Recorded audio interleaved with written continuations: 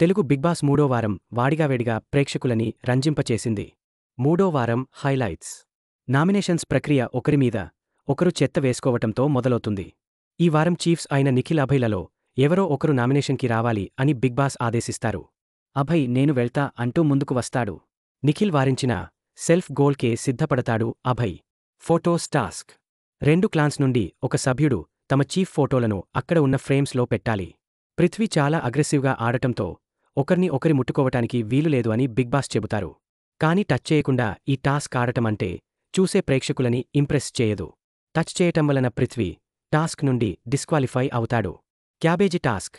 పాకుకుంటూ తలతో క్యాబేజీని ముందుకు తోసే టాస్క్లో నిఖిల్, సోనియా, ఆదిత్య, ప్రేరణ పాల్గొంటారు. ఈ టాస్క్లో నిఖిల్ పెర్ఫార్మెన్స్ అద్భుతం.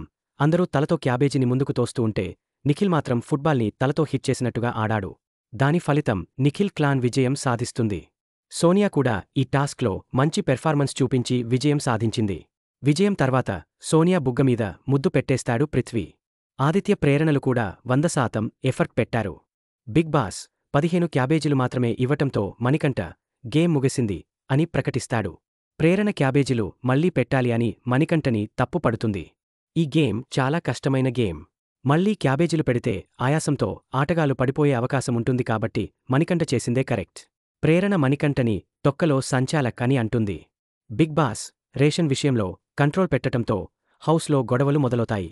విష్ణుప్రియ ఆకలివేసి దోశ వేయమని అడిగితే ప్రేరణ అయిష్టంతో దోశ వేస్తుంది. విష్ణుప్రియకి బాధవేసి ఏడుస్తుంది.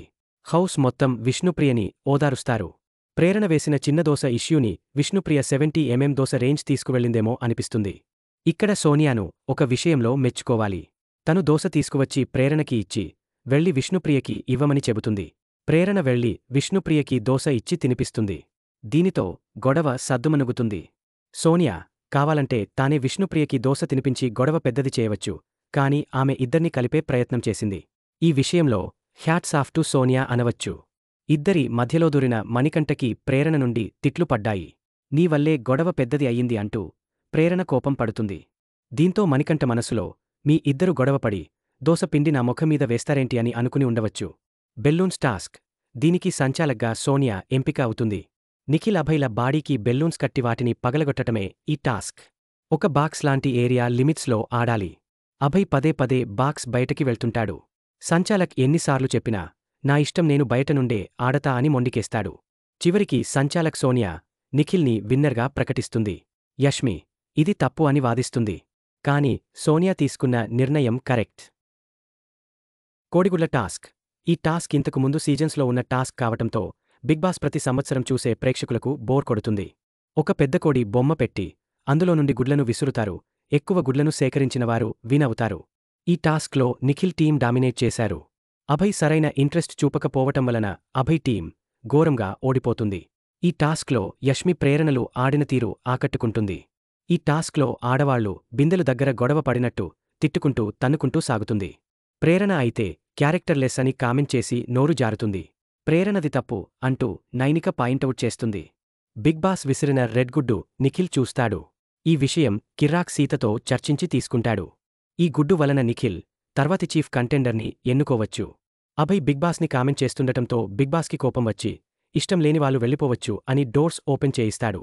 అంతేకాకుండా బిగ్ బాస్ని కామెంట్స్ చేసినందుకు అభయ్ క్లాన్లో ఎవరికీ చీఫ్ కంటెండర్ అయ్యే అవకాశం లేదు అని నిర్ణయిస్తాడు. నిఖిల్, సోనియాల మధ్య అపార్థాలు మొదలవుతాయి. నన్ను ఎక్కువ కంట్రోల్ చేయాలని చూస్తుంది అని నిఖిల్ వాపోతాడు. సోనియా నిఖిల్కి సారీ చెబుతుంది. సోనియాకి రెడ్ గుడ్డు ఇవ్వాలని నిఖిల్ నిర్ణయించుకుంటాడు.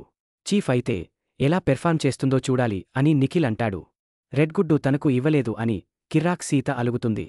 సోనియా వర్సెస్ నిఖిల్కు చీఫ్ అవ్వటానికి బిగ్ బాస్ టాస్క్ ఇస్తాడు. మోకాళ్ల మీద వంగే బాల్స్ బ్యాక్పై పెట్టుకుని అవతలి వైపుకు తీసుకువెళ్లాలి. ఎవరు ఎక్కువ బాల్స్ అవతలి వైపు వేస్తారో వాళ్లు గెలిచినట్టు. సోనియా నిఖిల్పై గెలవలేను అని చెబుతుంది. అనుకున్నట్టే నిఖిల్ ఈ టాస్క్లో విజయం సాధించి మరోసారి చీఫ్ అవుతాడు. ఫాస్ట్ గేమ్ అయినా స్లో గేమ్ అయినా నిఖిల్ పెర్ఫార్మెన్స్ అద్భుతంగా ఉంది. ఇప్పటికీ టైటిల్ విన్నర్గా ముందంజలో ఉన్నాడు నిఖిల్. ఈ వారం డేంజర్ జోన్లో పృథ్వీ, అభయ్, నైనిక, కిర్రాక్ సీత ఉన్నారు. ఇదేనండి ఈ వారం బిగ్ బాస్ వివరాలు. మొదటి 2 వారాల కంటే ఈ వారం ఇంట్రెస్టింగ్గా ఉంది అనిపిస్తుంది. మీరేమంటారు?